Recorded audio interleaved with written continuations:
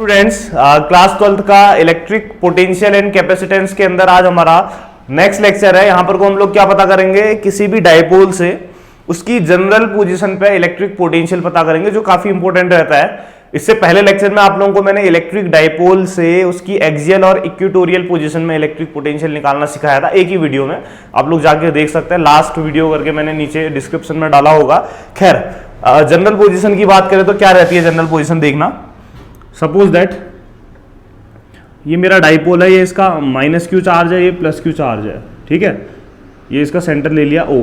देख, axial position तो क्या होती है, ये इसको डाइपोल की एक्सिस को मिलाने वाली लाइन, इक्वेटोरियल सेंटर से जाने वाली लाइन। अब जनरल मतलब कहीं भी, तो सपोज दैट मैंने यहां पे पता करना है, ठीक है, ये पी पॉइंट पे पता करना है, तो ये जनरल पोजीशन होगी ना, एक्सियल में आ रहा है ना इक्वेटोरियल में आ रहा है, ठीक है। तो पी पॉइंट पे इलेक्ट्रिक पोटेंशियल पता करना है डाइपोल से, तो डाइपोल के सेंटर से इस पी पॉइंट को मिलाया और यहां तक की डिस्टेंस आर ले ली। अब माइनस क्यू चार्ज से भी इस पी पॉइंट को मिला लेता हूं, तो माइनस क्यू चार्ज से पी पॉइंट को मिलाया, तो सपोज दैट इस माइनस क्यू चार्ज से इस पी पॉइंट तक की डिस्टेंस ले ली मैंने R1। ऐसे ही प्लस क्यू चार्ज से भी इस पी पॉइंट को मिला लेते हैं, तो इस प्लस क्यू चार्ज से इस पी पॉइंट तक की डिस्टेंस जो है ये मैं ले लेता हूं R2।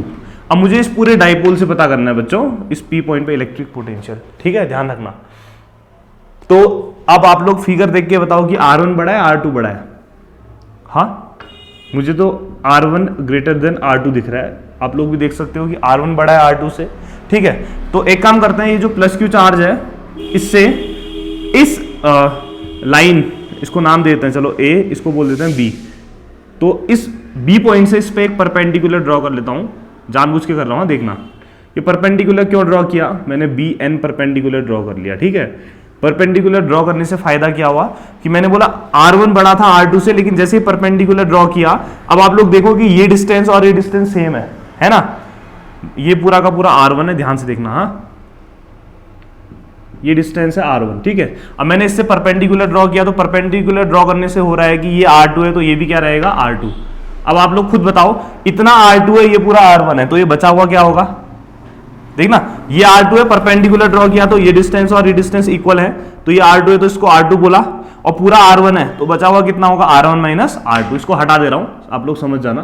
तो कह सकते हो कि आप लोग जो ये जो डिस्टेंस है A से N तक की, ये क्या होगी R1 minus R2।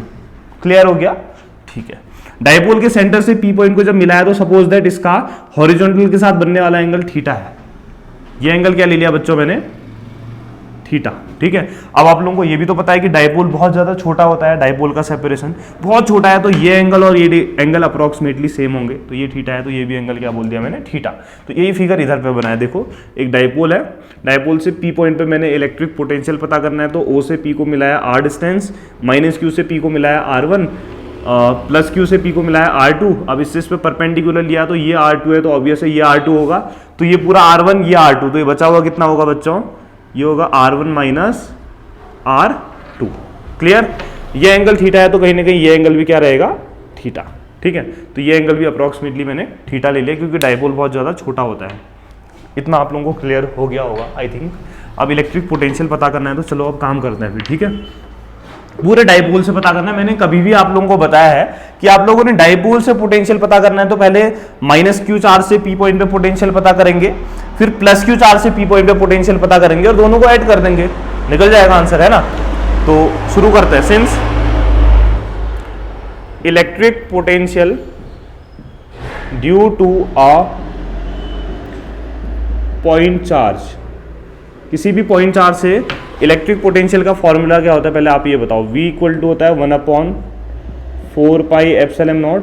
Q charge से पता करना है, Q R डिस्टेंस पे पता करना है, तो R आप लोगों को पता है ना। तो सबसे पहले माइनस Q से पता कर रहे हैं। हाँ, तो लिखता हूं electric potential at P due to, किसकी वजह से मैंने बोला, माइनस Q चार्ज।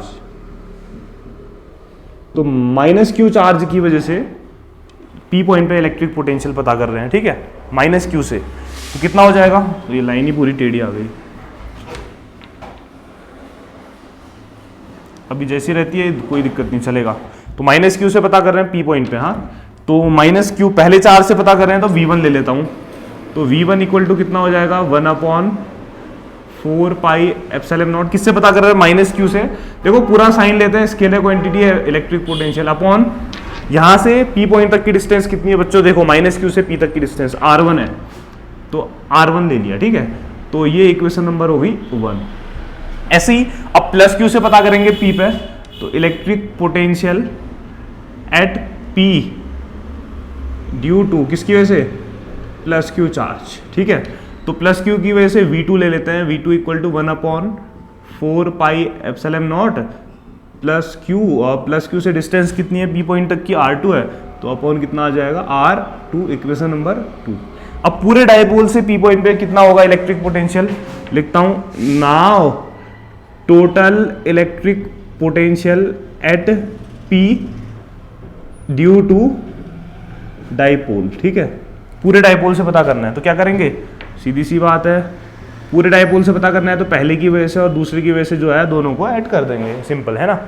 तो V equal to V1 plus V2 होगा, तो V इक्वल टू V1 की वैल्यू क्या है अपने पास, ये है देख माइनस साइन भी है, तो ये है 1/4 pi epsilon naught Q upon R1, ये माइनस आगे लगा दिया, ठीक है बच्चों, प्लस ये तो प्लस ही है ना, 1/4 pi epsilon naught Q upon R2। देख कुछ कॉमन आ रहा है, क्या कॉमन आया, 1/4 पाई एप्सिलॉन नॉट दोनों जगह से, और क्या कॉमन आया, देख Q कॉमन आया, क्या बचा इधर, इधर बचा -1/R1 प्लस इधर क्या बचा 1/R2। एलसीएम ले लोगे, नीचे लें, दिख रहा होगा नहीं दिख रहा होगा पता नहीं अभी, ठीक है, इधर चमक रहा होगा, यहाँ से शुरू करते हैं। बोल रहा हूँ अगर चमक रहा होगा तो थोड़ा सा एडजस्ट करना। तो V equal to 1/4 pi epsilon naught Q, देख -1/R1 प्लस 1/R2 आगे पीछे लिख ले, तो 1/R2 माइनस 1/R1, अभी एलसीएम ले लो, तो V इक्वल टू कितना आएगा 1/4 पाई एप्सिलॉन नॉट Q, सबसे पहले R1 आएगा माइनस ये इधर जाएगा तो R2 upon R1 R2। Clear हो गया ना, कोई डाउट है इधर तक, नहीं होगा तो इसको इक्वेशन नंबर 3 बोल देते, ठीक है। अब ये R1 माइनस R2 आप लोगों को पता नहीं है, देख वैसे तो आंसर निकल जाना चाहिए था अभी तक, बट R1 माइनस R2 आप लोगों को पता नहीं है, तो R1 माइनस R2 पता नहीं है तो यहां से निकाल सकते हो, और R1 R2 पता नहीं है, ठीक है। तो सबसे पहले R1 माइनस R2 निकालने के लिए काम करते हैं, ये चीज पता नहीं है ना, जो पता नहीं है तो निकालना पड़ेगा भैया। तो इसमें देखो जरा, राइट ट्रायंगल ANB, आप लोगों को पता है डाइपोल की जो लेंथ होती है वो कितनी होती है बच्चों, 2L होती है, तो ध्यान रखना कि ये चीज जो होती है 2L, ठीक है। तो राइट ट्रायंगल ANB में देखते हैं, हाँ, इन राइट ट्रायंगल ANB, देख मुझे क्या पता करना है, मुझे पता करना है R1 माइनस R2, ये चीज पता करनी है। तो क्या चीज लगाऊं बता दो, इस राइट ट्रायंगल में क्या लगाऊं, कॉस थीटा लगाऊं, बेस अपॉन हाइपोटेन्यूज, तो ये 2L मुझे पता है और ये निकाल सकता हूं, तो कॉस थीटा लगाता हूं, कॉस थीटा इक्वल टू होता है बेस अपॉन हाइपोटेन्यूज, तो कितना आ जाएगा, cos theta equal to base कितना है अपना R1 माइनस R2 और हाइपोटेन्यूज 2L, तो आएगा R1 minus R2 upon 2L, तो इधर उधर भेजो, तो यहाँ से R1 minus R2 equal to कितना आ जाएगा, 2L इधर जाएगा, 2L कॉस थीटा, यहाँ दिख रहा है यहाँ तक, ठीक है। तो R1 माइनस R2 निकल गया, इक्वेशन 3 में मेरे को R1 माइनस R2 रखना था तो रख सकते हैं। उसके अलावा एंड, अब आप लोग एक बात बताओ, डाइपोल की लेंथ बहुत छोटी होती है, बहुत छोटी होती है, हाँ, मिलीमीटर माइक्रोमीटर में होती है, डाइपोल की लेंथ बहुत छोटी है, तो O से P तक की डिस्टेंस जो है ना वो कहीं ना कहीं A से P तक की डिस्टेंस और B से P तक की डिस्टेंस के इक्वल होगी। क्यों, डाइपोल बहुत छोटा होता है, इतना छोटा होता है, अगर ये डाइपोल को इतना छोटा बनाऊं तो बताओ ये डिस्टेंस हो चाहे ये डिस्टेंस हो चाहे ये डिस्टेंस हो, तीनों की तीनों अप्रॉक्स सेम होंगी नहीं होंगी, क्योंकि डाइपोल बहुत छोटा होता है ना, इससे भी ज्यादा छोटा होता है। तो कहीं ना कहीं फॉर यहाँ पे लिख सकते हो डाइपोल की जो लेंथ है बहुत छोटी होती है, इसलिए मैं कह सकता हूँ कि जो R1 है ये अप्रॉक्सीमेटली किसके इक्वल होगा, R2 के, तो R1 R2 सेम होंगे, किसके इक्वल होंगे वो, R के, तो मैं कहीं ना कहीं R1 और R2 को क्या लिख सकता हूँ, R लिख सकता हूँ, ठीक है। तो मैं R1 माइनस R2 की जगह 2L cos थीटा रख सकता हूँ और R1 R2 की जगह क्या रख सकता हूँ, R रख सकता हूँ, ठीक है बच्चों। तो रखते फिर इक्वेशन 3 में,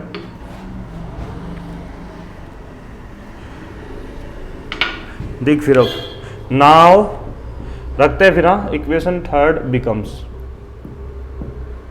कितना आएगा देख,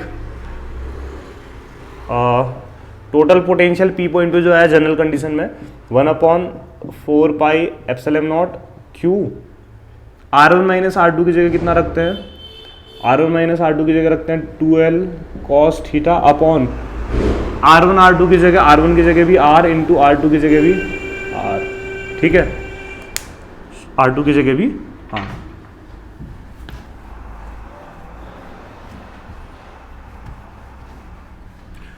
कल मेरे को एक बच्चे का मैसेज आया था कि electric potential at equatorial position, जो इससे पहले लेक्चर में बताया था मैंने, एक जगह रूट का स्क्वायर हो चुका था, कोई दिक्कत नहीं, उससे कोई फर्क नहीं पड़ता, आप लोग देख लेना, वो खुद ही समझ में आ जाएगा, वो कट कर लेना, जीरो ही आ रहा था, ठीक है, देख लोगे तो समझ में आ जाएगा, वो कोई बड़ी चीज़ नहीं है।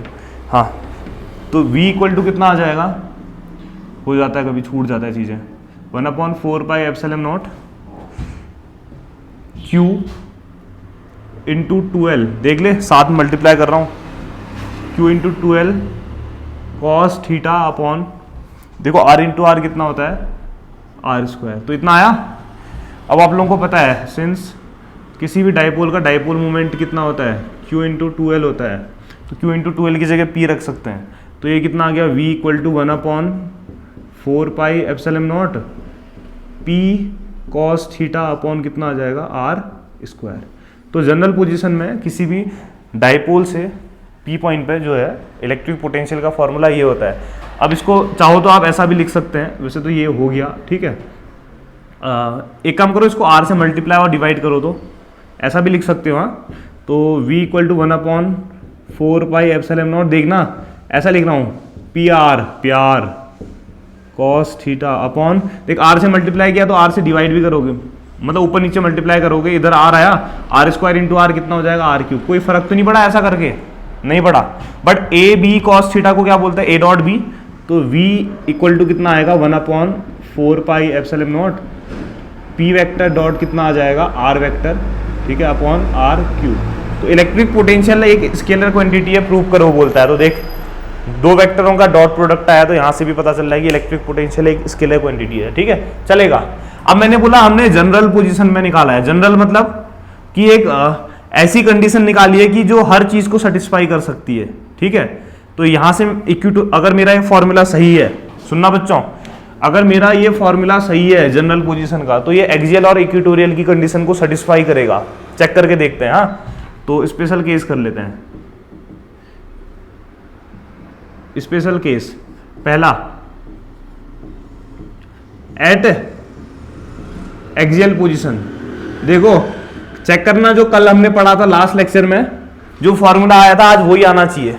बताओ ये जब पी पॉइंट एक्सियल पोजीशन में होगा, एक्सियल पोजीशन क्या होती है यहां, तो जब ये पी पॉइंट को इधर लाओगे तो ये थीटा एंगल कितना हो जाएगा, बताओ, ये यहां है, यहां से जब इधर लाओगे तो थीटा कितना हो जाएगा 0, तो एक्सियल पोजीशन के लिए थीटा कितना हो जाएगा 0, तो रख दो फिर, देयरफॉर इक्वेशन x बिकम्स, रखो, तो v इक्वल टू कितना आएगा 1/4πε0 Q, सॉरी P है, P cos 0 अपॉन कितना R², cos 0 की वैल्यू कितनी होती है बच्चों 1, तो 1/4πε0 P अपॉन R²। देखो इतना ही आता था एक्सियल पोजीशन में इलेक्ट्रिक पोटेंशियल, सही निकला है मतलब। अब इक्वेटोरियल में 0 आता था, चेक करते हैं। Second case, at equatorial position, देख इक्वेटोरियल पोजीशन में ये परपेंडिकुलर होता था, ये पी पॉइंट यहां पे होता था, पी यहां होगा तो थीटा कितना हो जाएगा 90, तो इक्वेटोरियल पोजीशन में थीटा कितना हो जाएगा 90, रखो फिर, तो ये v इक्वल टू हो जाएगा 1/4πε0 P cos 90 अपॉन R²। अब देख cos 90 की वैल्यू 0, 0 से मल्टीप्लाई करोगे तो 0, तो इक्वेटोरियल पोजीशन पे 0 आया। इसका मतलब कहीं ना कहीं इलेक्ट्रिक पोटेंशियल को जनरल पोजीशन में हमने निकालना सीख लिया है। तो ये पोटेंशियल का एक्सियल इक्वेटोरियल हो गया। अब इसके बाद कुछ इक्विपोटेंशियल सरफेस या किसी भी स्पेरिकल सेल से, ठीक है, इलेक्ट्रिक पोटेंशियल निकालना सीखते हैं नेक्स्ट लेक्चर में। बाकी आप लोग इतना करते रहो। Thank you.